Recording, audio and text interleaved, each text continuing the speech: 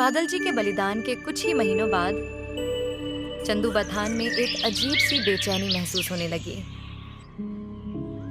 गांव की औरतें कहने लगीं कि रात के समय हवा में रात रानी की गहरी खुशबू फैल जाती है। यह खुशबू इतनी तेज थी कि लोग खिड़कियां और दरवाजे बंद करके सोने लगे।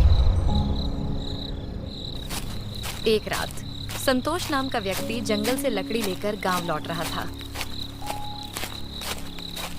चांदनी रात में सब कुछ शांत था, लेकिन जैसे ही वह गांव की सीमा में पहुंचा, उसने रात रानी की खुशबू महसूस की।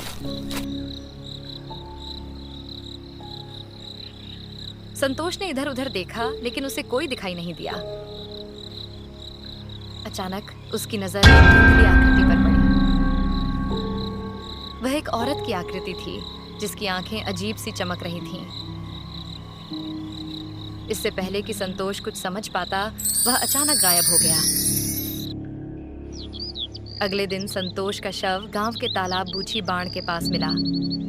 उसका शरीर पूरी तरह से काला पड़ चुका था, जैसे किसी जहरीले धुएं ने उसे जला दिया हो। गांव में खलबली मच गई। संतोष की मौत के बाद गांव के पुरुषों में डर फैल गया। किसी को समझ नहीं आ रहा था कि यह सब कैसे हो रहा है। एक हफ्ते के अंदर ही 3 और पुरुष गायब हो गए। उनका हाल भी संतोष जैसा ही था। उनके शव गांव के अलग अलग हिस्सों में मिले और उनके शरीर काले पड़े हुए थे। गांव की महिलाएं कहने लगीं कि यह यक्षिणी का काम है। उन्होंने सूरज को बताया, रात में हम सब ने वही खुशबू महसूस की। वह औरत आती है और पुरुषों को अपने जाल में फंसा लेती है। सूरज ने गांव के बुजुर्गों से बात की, लेकिन कोई कुछ ठोस नहीं बता सका। सूरज ने तय किया कि वह इस रहस्य को सुलझाएगा। एक रात उसने अकेले जंगल जाने का फैसला किया। उसने रास्ते में रात रानी की खुशबू महसूस की और ठिठक गया। तभी उसे हवा में किसी के गुनगुनाने की आवाज सुनाई दी। यह आवाज इतनी मीठी थी कि वह अनजाने में उसकी ओर खींचता चला गया।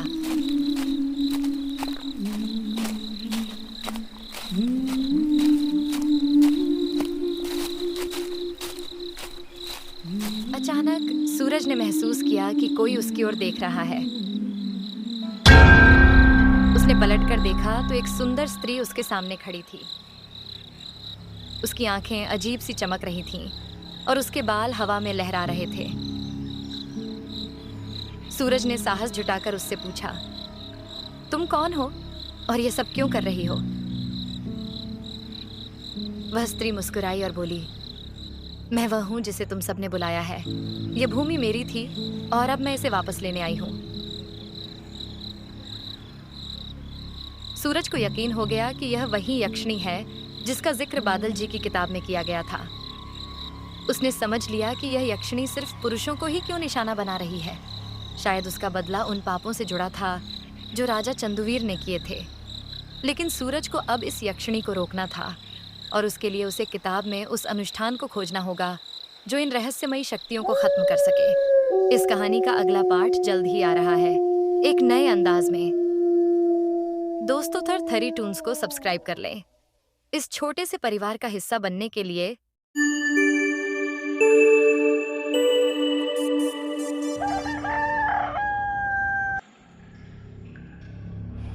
सूरज के सामने खड़ी वह यक्षिणी अपनी गहरी चमकती आंखों और मोहक मुस्कान के साथ उसे देख रही थी। हवा में रात रानी की खुशबू और भी तीव्र हो गई। सूरज ने हिम्मत दिखाते हुए पूछा, तुम यहाँ क्यों आई हो? इन मासूम लोगों का क्या दोष है? यक्षिणी की मुस्कान धीमी हो गई। उसकी आवाज में दर्द था। दोष? इन लोगों का दोष उनके पूर्वजों के कर्म है। जिस भूमि पर ये खड़े हैं वह पवित्र थी। इसे राजा चंदुवीर और उनके अनुचरों ने अपवित्र कर दिया। उन्होंने मुझे और मेरी बहनों को बलि चढ़ा दिया था, सिर्फ अपनी महत्वाकांक्षा के लिए। मैं यहाँ बदला लेने आई हूँ। सूरज चौंक गया। उसने महसूस किया कि यक्षिणी का क्रोध सिर्फ राजा चंदुवीर तक सीमित नहीं था, बल्कि यह क्रोध पूरी मानव जाति पर था, जिसने लालच और स्वार्थ के लिए अन्याय किया था। इस बीच गांव में एक और पुरुष गायब हो गया। इस बार यह गांव के स्कूल का शिक्षक प्रदीप था। उसकी लाश उसी रात गांव की पुरानी पंचायत भवन के पास मिली। शव का हाल बाकी की तरह ही था, काला और झुलसा हुआ। गांव के लोग अब पूरी तरह डर के साए में जीने लगे थे।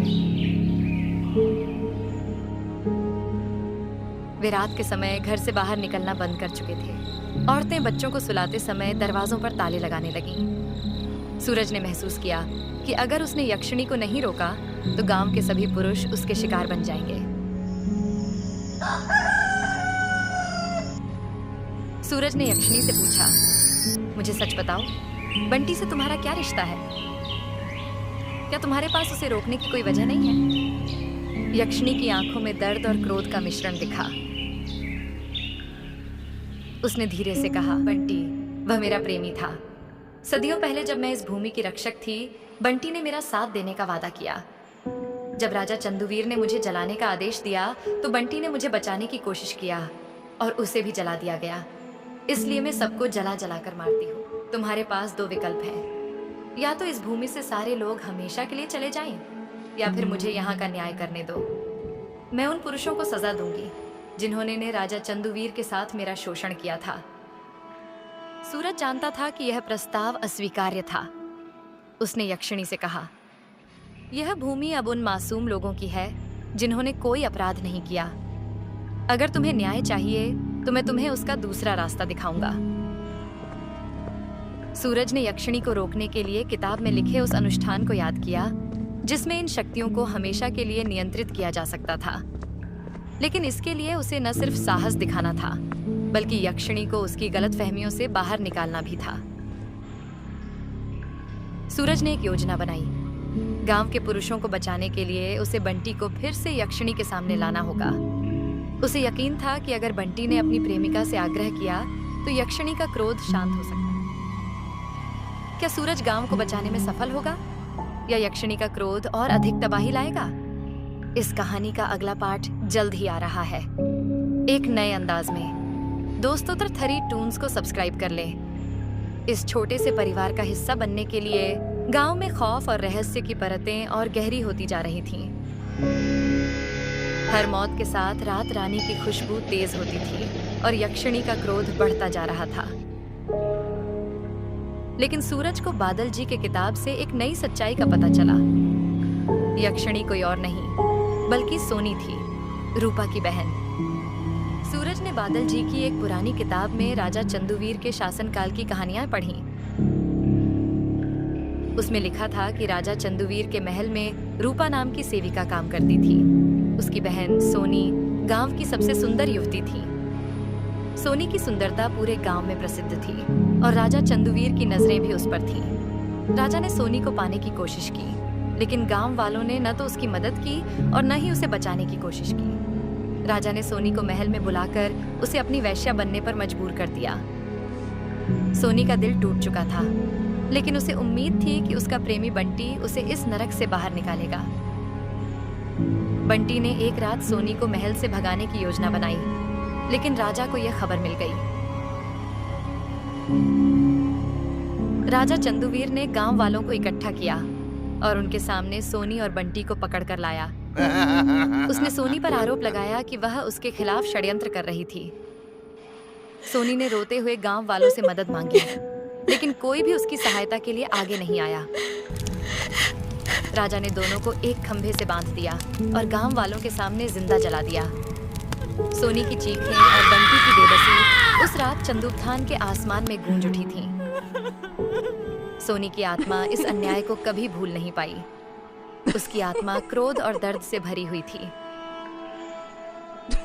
उसने यक्षिणी का रूप धारण किया और चंदूबथान के हर पुरुष से बदला लेने की ठान ली, क्योंकि उन्होंने राजा चंदूवीर को रोकने की हिम्मत नहीं दिखाई थी। रूपा, जो राजा की सेविका थी, इस घटना के बाद खुद को दोषी मानकर जंगल में चली गई और वहीं उसकी मृत्यु हो गई। उसकी आत्मा आज भी अपनी बहन की रक्षा करने के लिए भटक रही थी। वर्तमान में यक्षिणी सूरज को अब यह समझ आ गया था कि यक्षिणी जो रात में पुरुषों को गायब कर रही थी, असल में सोनी थी। वह हर पुरुष को राजा चंदुवीर का अंश मानती थी और उन्हें सजा देती थी। सूरज ने महसूस किया कि अगर यक्षिणी को सच्चाई का एहसास नहीं कराया गया तो चंदुबथान पूरी तरह नष्ट हो जाएगा।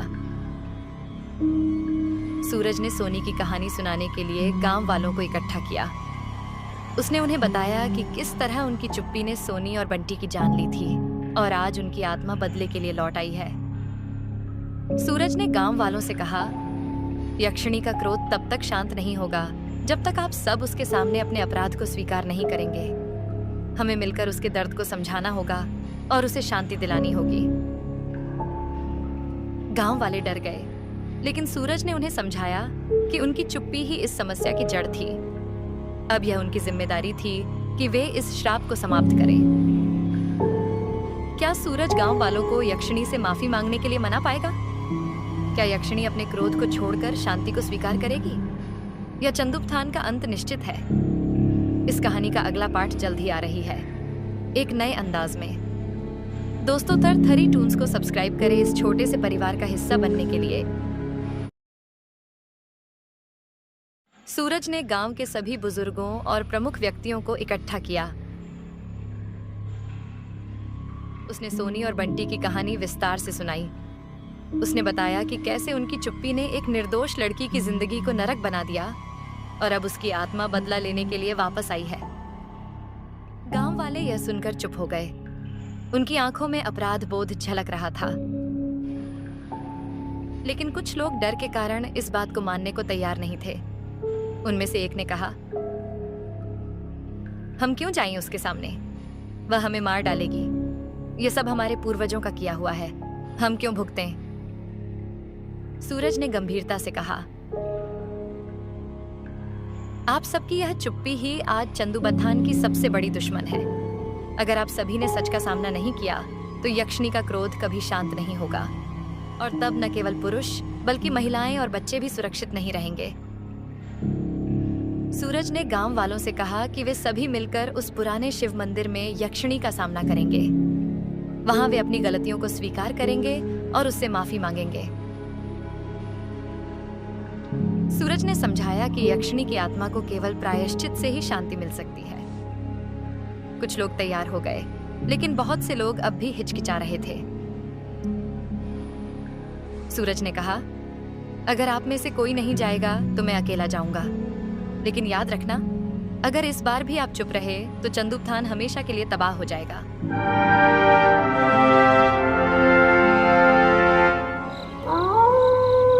आधी रात को सूरज और कुछ गांव वाले मंदिर पहुंचे। वहां का माहौल अजीब और डरावना था। हवा में रात रानी की खुशबू फैली हुई थी और मंदिर के चारों ओर सन्नाटा था। सूरज ने सभी को शांत रहने और यक्षिणी के प्रकट होने का इंतजार करने को कहा। कुछ देर बाद अचानक तेज हवा चलने लगी। मंदिर के दीपक बुझ गए और वहां एक अजीब सी धुंध फैल गई। तभी यक्षिणी प्रकट हुई। उसकी आंखों में क्रोध और दर्द का मिला जुला भाव था। यक्षिणी ने गुस्से में चिल्लाते हुए कहा, तुम लोग यहाँ क्यों आए हो? क्या तुम्हें अपने पापों का एहसास हो गया है या फिर मुझे और परेशान करने आए हो? हम यहाँ तुम्हारे दर्द को समझने और अपने अपराध को स्वीकारने आए हैं। हम मानते हैं कि हमारे पूर्वजों ने तुम्हारे साथ अन्याय किया, लेकिन यह गांव अब उस पाप का प्रायश्चित करना चाहता है। गांव के बुजुर्ग आगे आए। उनमें से एक ने कहा, हमारे पूर्वजों की चुप्पी के कारण तुम्हें यह यातना झेलनी पड़ी। हम शर्मिंदा हैं कि हम तुम्हें बचा नहीं सके। हम तुम्हारे लिए कुछ भी करने को तैयार हैं। यक्षिणी की आंखों में आंसू आ गए। उसने कहा, तुम्हारी माफी मेरे जले हुए दिल को शांत नहीं कर सकती। मैं उस दिन को नहीं भूल सकती जब मुझे और मेरे प्रेमी को जलाया गया। हम जानते हैं कि तुम्हारा दर्द गहरा है, लेकिन तुम्हारे क्रोध से यह गांव और अधिक बर्बाद हो जाएगा। हम तुम्हारे लिए एक अनुष्ठान करेंगे जिससे तुम्हारी आत्मा को शांति मिल सके। अगर तुम लोग सच में मुझे शांति दिलाना चाहते हो तो मुझे उस जगह ले चलो जहां मुझे जलाया गया था। वहां मेरा प्रायश्चित पूरा होगा। सूरज और गांव वालों को अब यक्षिणी को उस स्थान पर ले जाना था जहां राजा चंदुवीर ने सोनी और बंटी को जलाया था। वह जगह अब घने जंगल के बीचों बीच थी और वहां जाना खतरनाक था। लेकिन सूरज ने तय कर लिया कि वह यक्षिणी को मुक्त करने के लिए हर खतरा उठाएगा। क्या सूरज और गांव वाले यक्षिणी को उसकी मुक्ति दिला पाएंगे, या उस स्थान पर छिपे नए खतरे उनके सामने आ जाएंगे? इस कहानी का अगला पार्ट जल्द ही आ रही है, एक नए अंदाज में। दोस्तों, थरी टून्स को सब्सक्राइब करें इस छोटे से परिवार का हिस्सा बनने के लिए।